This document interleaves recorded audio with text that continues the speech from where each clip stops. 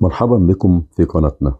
هنا ستجدون جولة حية داخل شوارع وميادين مصر، حيث ننقل لكم الأجواء الحقيقية بكل تفاصيلها.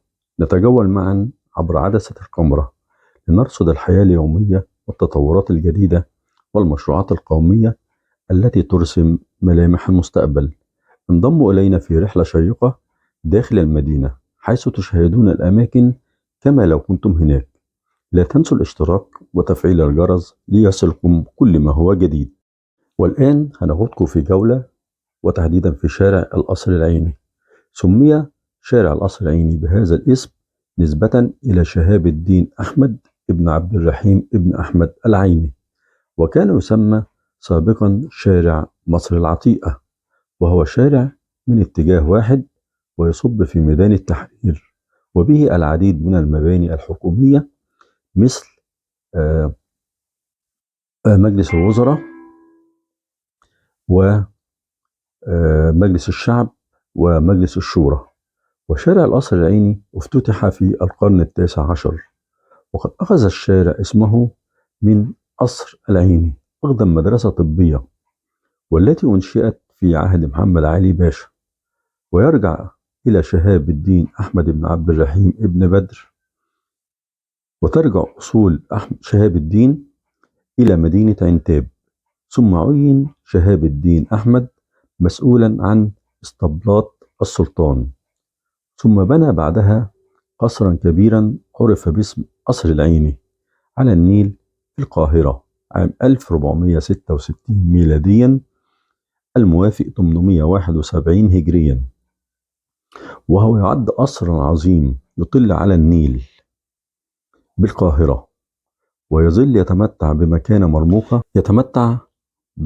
مرموقة، وأنه كان من أحسن المتنزهات بالقاهرة في ذلك العصر. وأصبح هذا العصر بعد وفاة شهاب الدين بن أحمد مكانا من أملاك الدولة.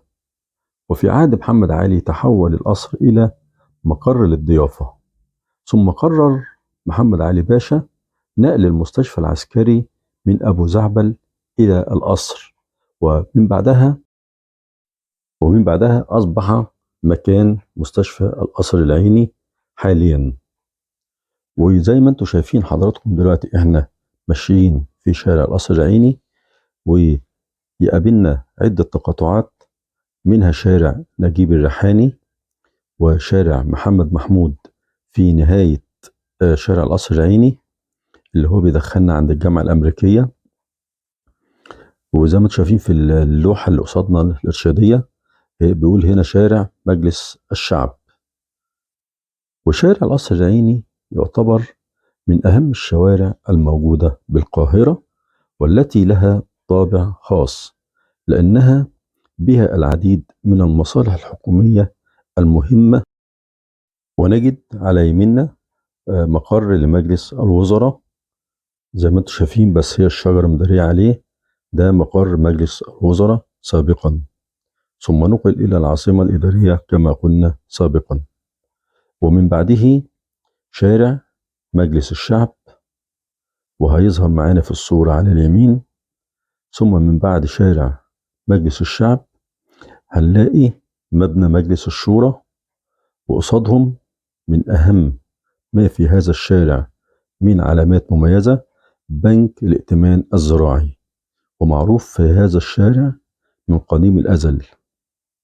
أترككم لمشاهدة الفيديو، فإذا أعجبكم الفيديو فلا تبخلوا علينا باللايك والاشتراك وتفعيل الجرس ليصلكم كل ما هو جديد.